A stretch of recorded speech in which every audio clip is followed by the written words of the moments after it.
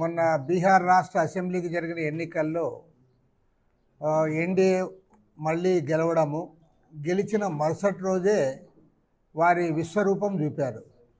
ఎందుకంటే దేశవ్యాప్తంగా ఉన్న కార్మిక సంఘాలన్నీ కూడా, జాతీయ కార్మిక సంఘాలు, ఫెడరేషన్స్, మొత్తం వందలాది కార్మిక సంఘాలందరూ కూడా గత అనేక సంవత్సరాలుగా తీవ్రంగా వ్యతిరేకిస్తూ ఉన్నారు ఈ 4 లేబర్ కోడ్లు అమలుపరచడాన్ని.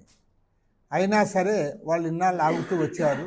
మనం ఎప్పుడైతే ఎన్నికల్లో గెలిచారో మాకు తిరుగులేదు, మాకు ఎవరు అడ్డం కాదనే పద్ధతుల్లో పోరాడి సాధించుకున్న 29 లేబర్ చట్టాలన్నింటినీ కూడా పక్కన పెట్టి వాటి స్థానంలో ఈ 4 లేబర్ కోడ్లు ఇంప్లిమెంట్ చేయడానికి ముందుకు వచ్చారు.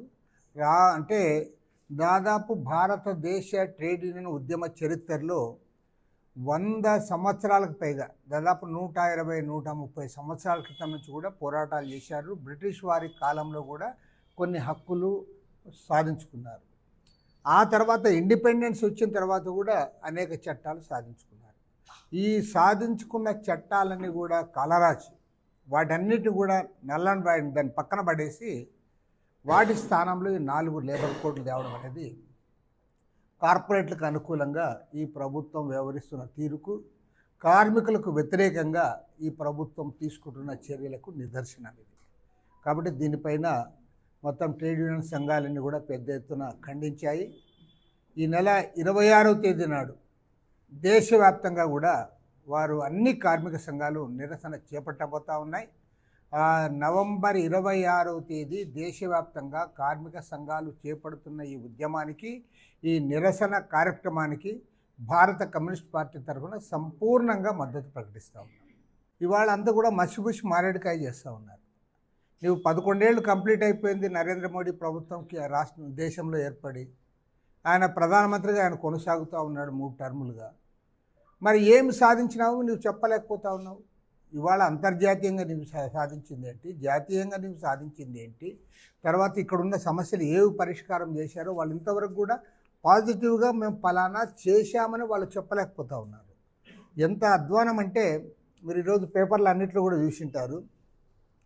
రికార్డు స్థాయిలో, అంటే మన భారతదేశ చరిత్రలో ఏనాడు కూడా మన రూపాయి విలువ ఇంతగా పడిపోలేదు. ఇవాళ 2025 ఈ రోజుకి మన రూపాయి విలువ ఈరోజు ఏమంటే $1కి $89.61.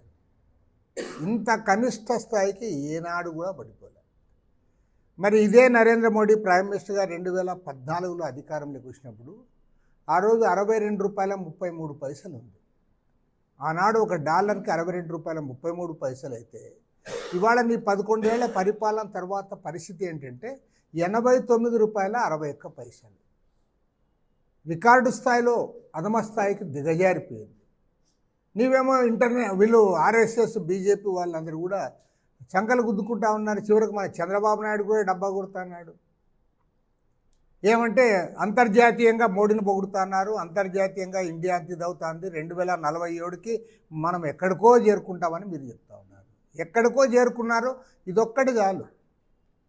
ఏదైనా సరే ఆర్థిక వ్యవస్థ అనేది మన రూపాయి వాళ్ళ కరెన్సీ విలువను బట్టి ఆధారపడి ఉంటుంది. నీ కరెన్సీకి వాళ్ళ అంతర్జాతీయ మార్కెట్లో విలువ పడిపోతూ ఉంది. పైగా దేశాన్ని అప్పుల పాలు చేసావు. 2014 నాటికి మన భారతదేశానికి ఉన్న అప్పు 55 లక్షల కోట్లు. ఇవాళ ఏమి 11 ఇయర్స్ తర్వాత, అంటే ఎప్పటి నుంచి 1947లో మనకు స్వతంత్రం వచ్చినప్పటి నుంచి మొన్న 2014లో ప్రైమ్ మినిస్టర్గా మోడీ గారు ప్రమాణ స్వీకారం చేసే కాలం నాటికి మొత్తం ప్రధానమంత్రులు అందరూ కలిసి చేసిన అప్పు 55 లక్షల కోట్ల రూపాయలు అయితే ఇవాళ ఈ 11 ఏళ్ల తర్వాత 200 లక్షల కోట్ల రూపాయలకు చేరింది. అంటే 4 టైమ్స్. ఒకే ఒక ప్రైమ్ మినిస్టరు తన 11 ఏళ్ల కాలంలో ఈ దేశానికి చేసిన సేవ ఏమంటే 55 లక్షల కోట్లను 200 లక్షల కోట్లకు నువ్వు అప్పు పెంచావు. రూపాయి విలువ పడిపోయింది. ఏ సమస్య పరిష్కారం కాలే. నువ్వు ధరలు తగ్గించలేవు, ఉద్యోగాలు ఇవ్వలేవు, నిరుద్యోగ సమస్య పెరిగిపోయింది, రైతు సమస్యల పరిష్కారం కాలే, రైతులు ఇప్పటికి కూడా అప్పుల పాలై ఆత్మహత్యలు పాల్పడుతూనే ఉన్నారు. మరి ఏ సమస్య పరిష్కారం చేయకుండా దేశాన్ని అప్పుల పాలు చేసి రూపాయినంత కూడా దిగజార్చి మీరు ఈ దేశంలో చేస్తున్నది ఏమంటే ఒకే ఒక అజెండా పెట్టుకున్నారు.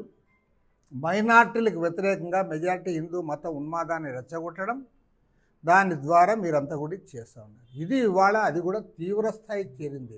ఏ చిన్నదాన్ని కూడా మీరు సహించే పరిస్థితి లేదు. మన అనంతపురం గారు చెప్తా ఉన్నా, మొన్న పుట్టపర్తిలో ప్రైమ్ మినిస్టర్ గారి సమక్షంలో ఐశ్వర్యారాయ్ గారు మాట్లాడారు. కులం ఏంటి మతం ఏమిటి అనే దానికి కులం అన్ని కులాలు ఒకటే, కులం అంటే మానవత్వం, అదేవిధంగా మతాలన్నీ ఒకటే, మతం అంటే ప్రేమతత్వం అని ఆమె చెప్తే దాన్ని కూడా మీరు ట్రోల్ చేస్తున్నారు. సోషల్ మీడియాలో ఆమె ఒక మంచి మాట చెప్తే మీకు ఇది కావడంలే. అదేవిధంగా సినీ దర్శకుడు రాజమౌళి గారు ఆయన తన అభిప్రాయాలు చెప్పాడు. ఐఎమ్ ఆల్సో నే ఎథిస్ట్. మేము హేతువాదులం. హేతువాదులు ఉంటారు, అదేవిధంగా ఇస్లాం స్వీకరించిన వాళ్ళు ఉంటారు, క్రిస్టియన్స్ ఉంటారు, హిందూ మతస్థులు ఉంటారు, వివిధ కులాల వాళ్ళు ఉంటారు. ఎవరి భావాలు వాళ్ళకు ఉంటే, కొంతమంది ఎల్లమ్మను పూజిస్తే ఇంకోరు రాముని పూజిస్తారు. తప్పేముంది? ఎల్లమ్మను పూజించే వాళ్ళు పూజించుకుంటారు. కాబట్టి ఏమంటే మీరు ఎట్లంటే మీరు చెప్పిందే జరగాలి. రాజమౌళి ఒక మాట అంటే అసలు మన రాజమౌళి నాస్తికుడు అయితే ఆయన సినిమాలని బ్రహ్మాండంగా ఆడుతున్నాయి.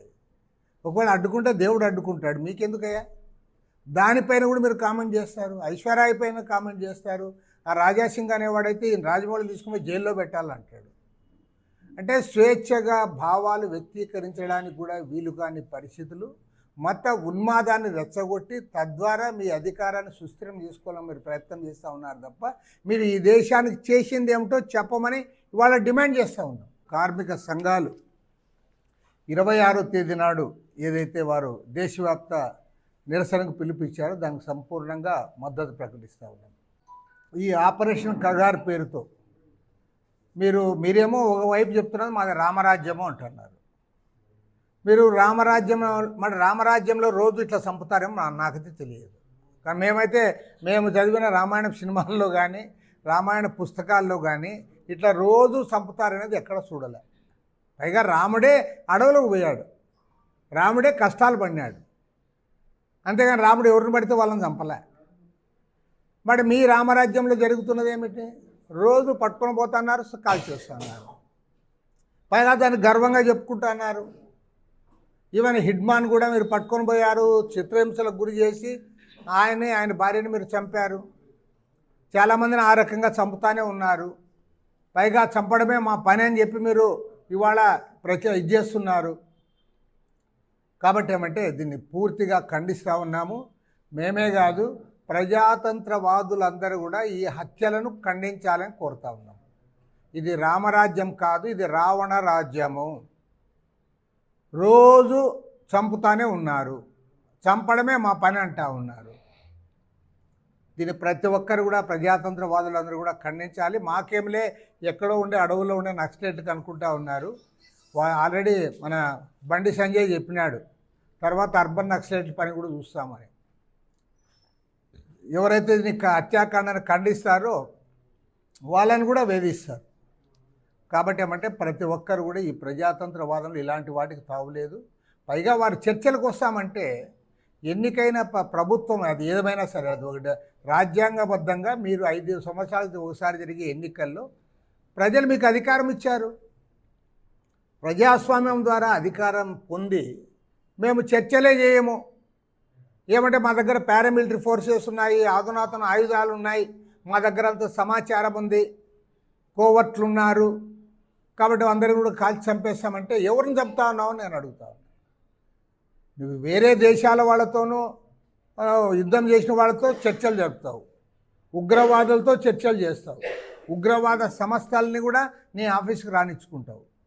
కానీ మన దేశ పౌరులు, మేము ఏనాడో చెప్పాం, నక్సలైట్లు వారు దారి తెప్పారు, వారు త్యాగాలు చేసినా వారు ప్రజల కోసమే చేశారు. మరి అలాంటి నక్సలైట్ సోదరులను వాళ్ళు వచ్చి మేము చర్చలు చేస్తాము ప్రభుత్వంతో అన్నప్పుడు మీరు చర్చలు చేయకుండా ఈ రకంగా చేయడానికి పూర్తిగా తప్పుపడతా ఉన్నాం. ప్రజాతంత్రవాదులందరూ కూడా దీన్ని ఖండించాలి. ఎందుకంటే ఇవాళ వ్యవస్థలని కూడా వాళ్ళ గుప్పెట్లో పెట్టుకుని అందరినీ బెదిరించేదానికి చేస్తూ ఉన్నారు. ఈ ఆపరేషన్ కగార్ ద్వారా అడవులలో వాళ్ళు లేకుండా చేయడంలో ఒకనొక ఉద్దేశం ఏమంటే ఈ అడవులన్నీ కూడా కార్పొరేట్ సంస్థలకు అప్పజెప్పాలని. ఎందుకంటే అక్కడ చాలా అవసరమైనటువంటి ఖనిజాలన్నీ కూడా ఉన్నాయి. ఆ ఖనిజాలన్నీ కూడా అంబానీలు అదానీలకు అప్పజెప్పడానికి వారికి ఇచ్చిన మాట ప్రకారమే వీళ్ళందరూ కూడా తుదముట్టిస్తామని చెప్తా ఉన్నారు. కాబట్టి దీన్ని మన దేశ అభివృద్ధిని నక్సలైట్ల హింసా విధానంతో వ్యతిరేకించే వాళ్ళు కూడా ఈ మారణకాండను ఖండించాలని చెప్పి నేను కోరుతా ఉన్నాను. నేను సూటిగా ఒకటే అడుగుతా ఉన్నా చంద్రబాబు గారిని, ఈ రాష్ట్రంలో ఏ ప్రాంతంలో రైతులు సుభిక్షంగా ఉన్నారో ఒక్కసారి చెప్పమని అడుగుతా ఉన్నాను. చివరికి మీ సొంత జిల్లా చిత్తూరు జిల్లాలో ఏ జిల్లాలోనైనా రైతులందరూ ఇప్పుడు అరటి రైతుల గురించి వచ్చింది. అరటి రైతులందరూ కూడా వాళ్ళకి రేట్ లేదు. మొన్న మామిడి పండించిన రైతులు వాళ్ళకి రేట్ లేదు. టమాటా పండించిన రైతులు, ఉల్లి పండించే రైతులు, ధాన్యం పండించే రైతులందరూ కూడా దివాళా తీసే పరిస్థితి వచ్చింది.